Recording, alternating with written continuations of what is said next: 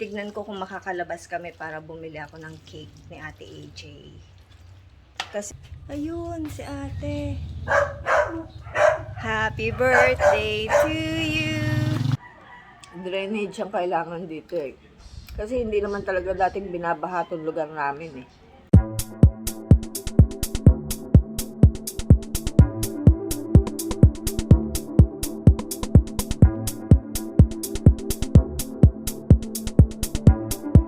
Hello mga Mars!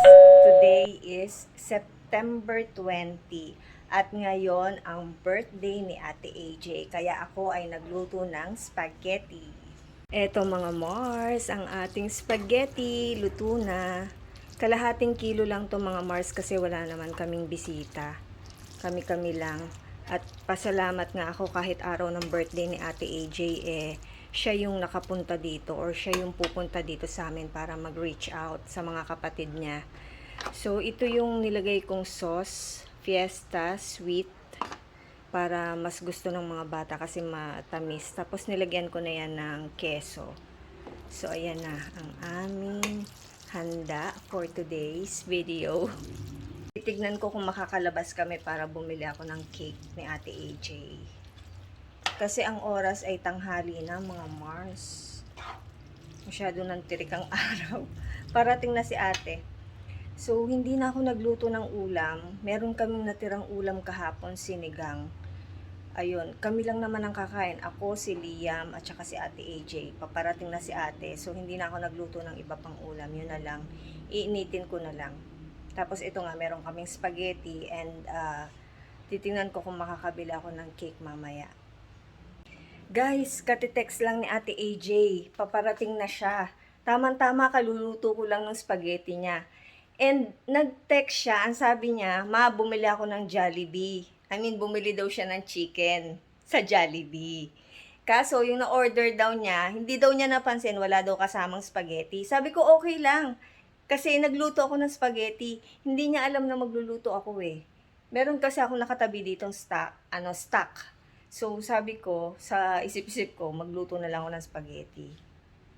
Hindi rin kami makakalabas eh, kasi si Liam inuubo. Kaya nga hindi siya nakapasok ngayon, absent siya. So, yun, iniintay ko na lang si ate para makakain na kami ng aming lunch. Andito na ate nila. Ay, wala pa yata. Ayun, si ate. Happy birthday to you. Happy birthday to you. Happy birthday. Happy birthday. Kiss. Wow naman, may pa-blowout ang anak ko sa amin. Birthday girl. Happy birthday.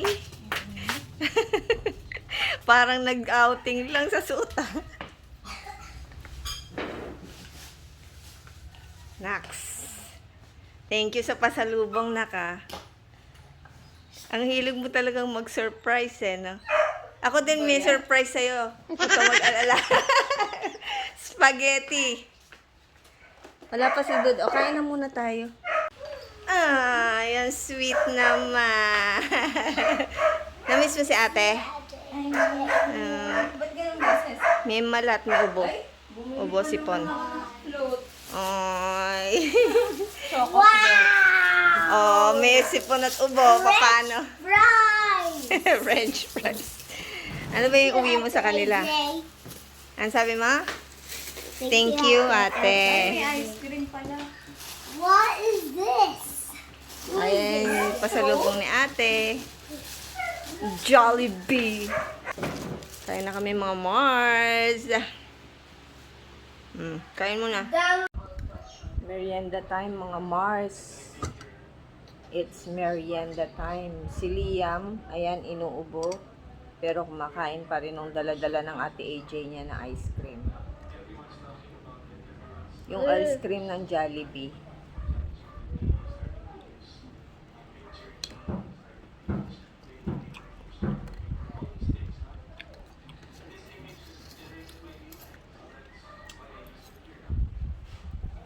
Ano kaya ulamin namin mamayang gabi? Meron pang natirang chicken yung dala-dala ni Ate AJ. Tama-tama din ako magluluto ng hapunan. What are you doing with the straw? I'm trying to block it. I'm just gonna put it here.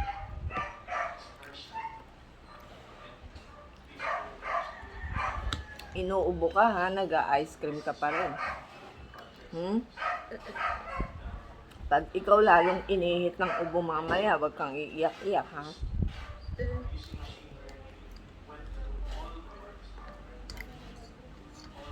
Ayan, tignan ninyo yung ginagawa. He's eating ice cream. I kind of look like a chicken.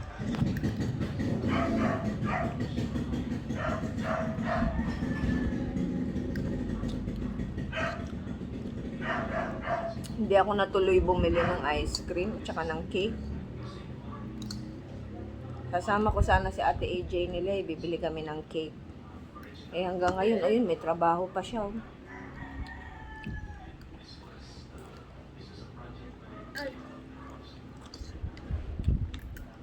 Online, work from home.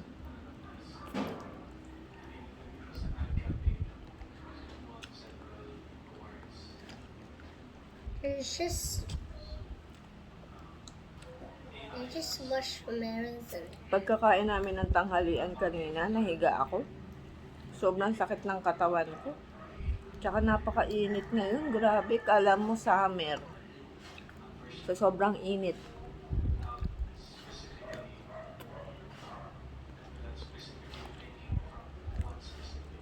Ginagawa yung daan namin dun sa taas. Siguro mga 3 days pa siguro, ewan ko. Baka 3 days pa bago matapos.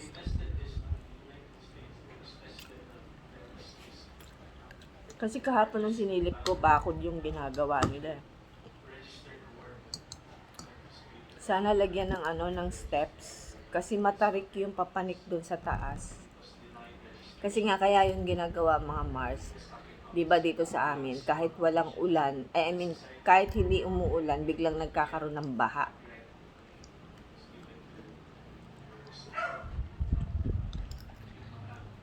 Hindi ko alam saan nanggagaling yung tubig. Sabi, sa palaisdaan daw. Dito pumupunta yung tubig. Dati wala namang baha dito eh. Kaya nga dati tuwan-tuwa ako, sabi ko, bumabagyo na't lahat. Baha na sa ibang lugar, pero dito walang baha. Dati yun ha. Pero nung nag-2017, nagulat na lang kami, biglang nagkakatubig baha.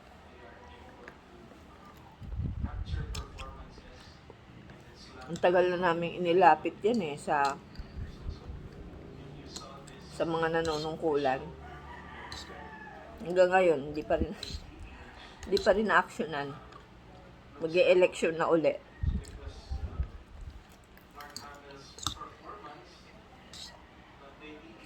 Sana yung mga bagong uupo, maayos yung drainage dito sa amin para matigil na yan, baha-baha na yan.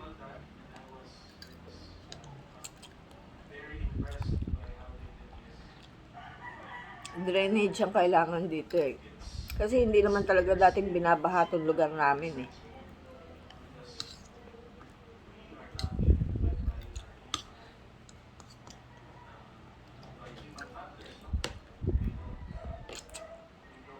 Ayun si Ate AJ oh. Online work siya. Hello mga Mars! Good morning! Ayan, meron akong biniling kakanin. Tapos, sibuyas at kamatis. Tamang-tama kasi may dumaan, may naglalako. Eh, wala na akong sibuyas at kamatis kasi sa Sabado pa ako mamimili, mamamalengke. So, ayun, napabili ako ng sibuyas at kamatis at saka okra kasi plano kong magluto mamaya ng pinakbet. Tapos, meron silang tindang putong puti. Ang sarap nito. Ayan, napabili tuloy ako. Tsaka itong kakanin na yung merong parang matamis, yung caramelized na asukal. Basta masarap. Biko ba tawag dito? Ayan, bumili ako ng 2 nito. So, ayun. Naputol yung ating vlog kahapon. Birthday na Ate AJ, di ba? So, medyo naging busy na, maraming ginagawa, hindi ko na na-continue. So ngayon, ituloy na lang natin yung ating vlog. Alam nyo mga Mars, sa totoo lang, ayun, nakapaglaban na ako. Nakikita nyo ba? Ayan, nakapaglaban na ako ng mga kumot at sapin ng higaan. Tapos, sapin ng unan, syempre. So, maaga ako nagsalang ng mga labahin para matuyo kasi maganda ang araw ngayon. Okay, for today's video, ang ating coffee, mga Mars, ay Old Town Coffee. Salted caramel. Ayan, my all-time favorite coffee. Kasi talagang napakasarap nito mga Mars. Aroma pa lang, naku, ang bango-bango na. Para kang nasa Starbucks. Ganun ang peg. At dahil nga, alam na ninyo, marami ang laman, hahatiin natin. 'Di ba? Para mamayang hapon yung kalahati. Titipirin natin mga Mars kasi ito ay mahal. Hindi, maliit kasi yung tasa ko. So, ayan, kalahati lang, 'di ba?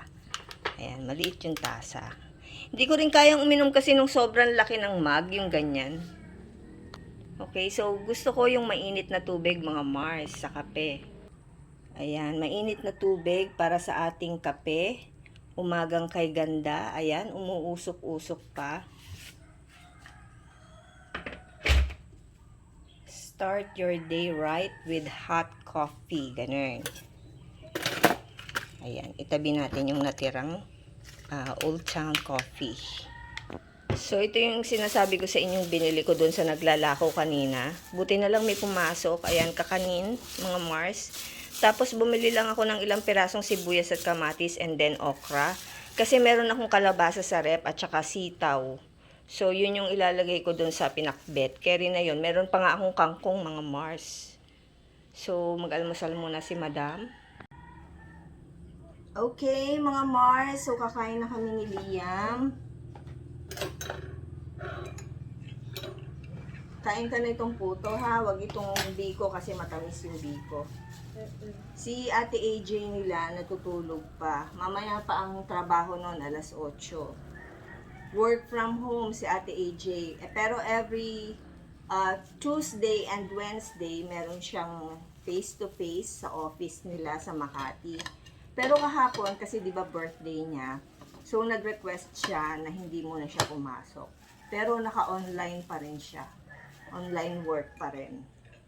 Kumbaga hindi siya yata nakapag-leave kahapon. Pero buti na lang talaga nakapunta siya dito.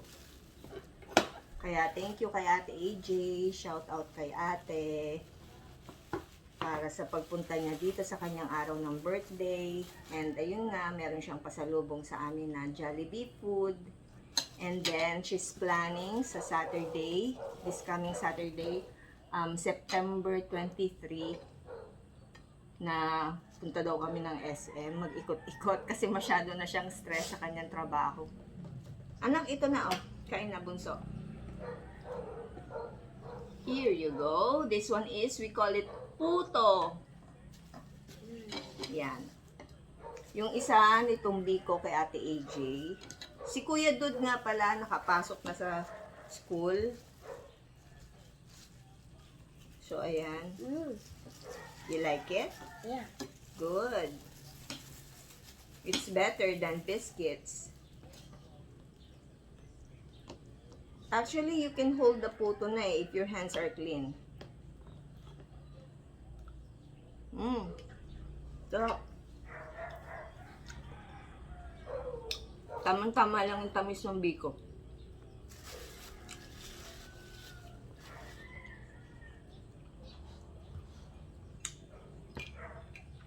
Masarap, may ka-partner na kape.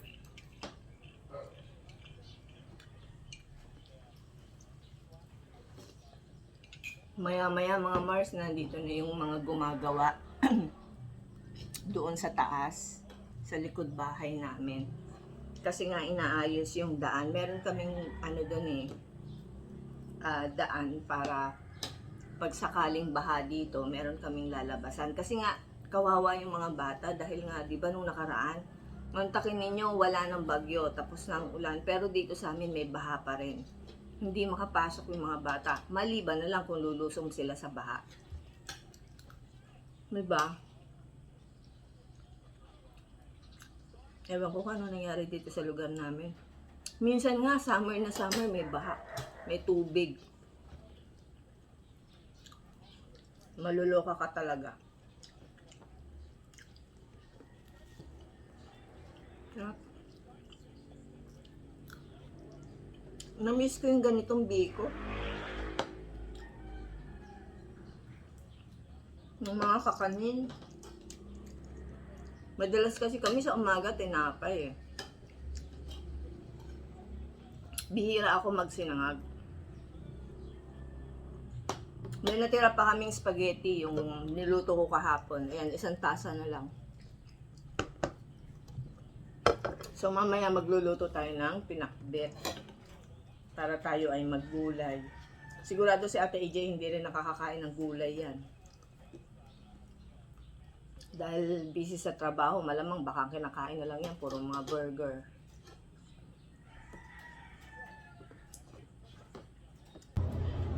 They're finally rafting on the shore to the island. And then, Kinikwento ni Liam yung story ni Noah. Kasi sabi ng teacher niya, dahil hindi siya nakapasok, kailangan niyang aralin yung mga lessons nila. So, what happened to Noah? is their friends and his kids going to a giant boat, and then How high? of the boat is 75 feet wide.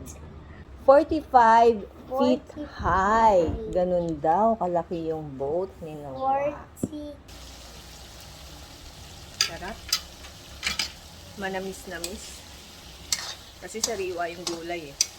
Alam niyo nung nagbaha, syempre hindi kami makalabas, di ba?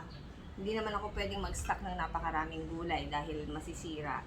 So, for 1 week yata ang ulam namin kundi karne, baboy, yung mga processed food. Sa loob ng 1 linggo. Gusto daw niyan sumama sa akin, titignan namin yung ginagawang daan doon sa taas. Let's go! Okay, so yung papaya na nakabuwal dito noon, wala na, tinanggal na. Andito si Ate AJ. Ayun si Ate, oh. Ay, ate. Let's go! Time to ligo!